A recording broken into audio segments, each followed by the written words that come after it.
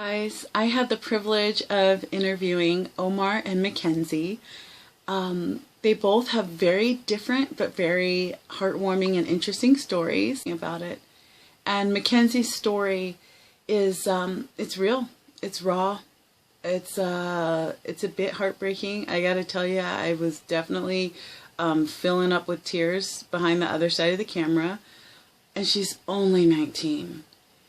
And from her story, I hope you guys get that sometimes the homeless people you see on the street and you're thinking, oh, they just want my money, they just want that.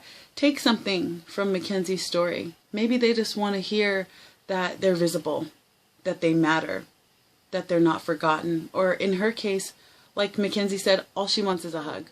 First of all, you are fire, and I just love your energy.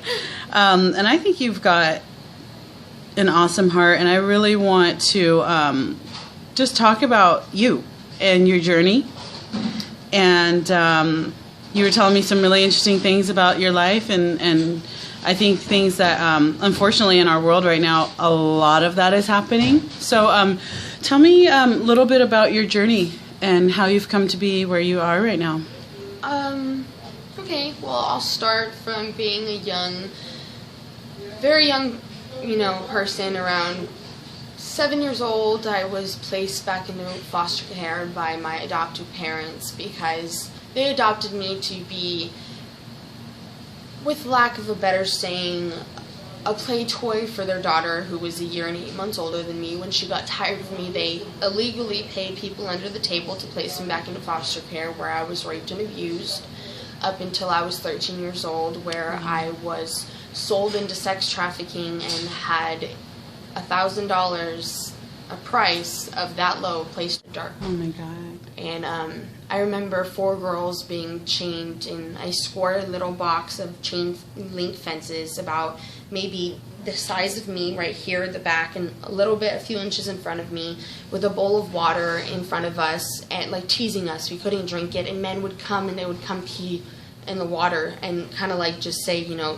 just your life doesn't matter, just to, play with our emotions. And it was belittling, demeaning. I started living on the streets, and I've lived on the streets for almost 4 years now. I live... Always in California, or? Yes, yeah. In California. I live in Aliso Creek in a tent.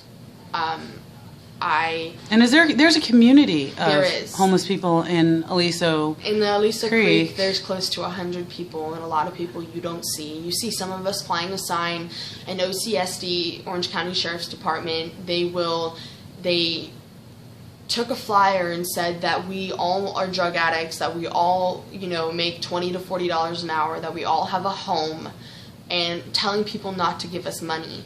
But you know what the thing is I didn't ask to be raped or abused. I didn't ask to be thrown out like nothing. I didn't ask to be disposable, to not be good enough. All I was a kid that was trying to make it and trying to survive, and I didn't know that fighting to survive was a crime. I live in a tent where when it rains, all of my blankets and all of my clothes get flooded. Days where I can't eat. Days where I wonder, am I gonna make it? Am I gonna wake up tomorrow? Or can I get warm? Can I have something to drink?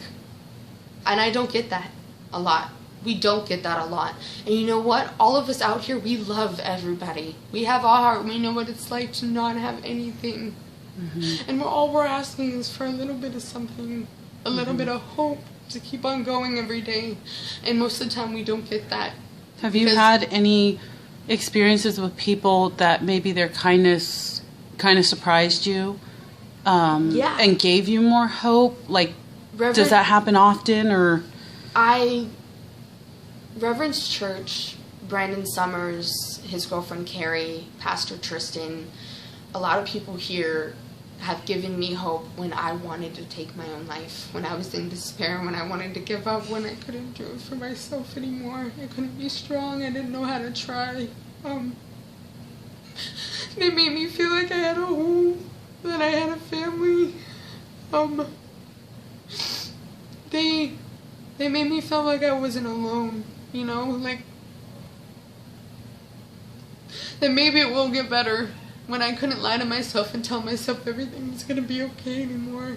I got a hug from them for the first time, and it was amazing because, you know, a lot of the time us people down there, we're so alone that we can't turn to anybody and even ask them for a hug. Even not even asking for money or anything, but we're so alone that we can't say, hey, can I have a hug, when that's literally all we need because we're so sad. Just love and human touch and somebody to care. Because we've lost all care for ourselves because we've always been told we're not good enough. And that's not fair. That's not fair because we are good enough. We are good enough to be loved. And I from the people from this church, have found out what love really is. What unconditional love really is. That no matter what I am, no matter who I become, no matter what I do, that they will always love me. That I will always have somebody who cares, that I will always have a home. That's awesome. And it's been a really big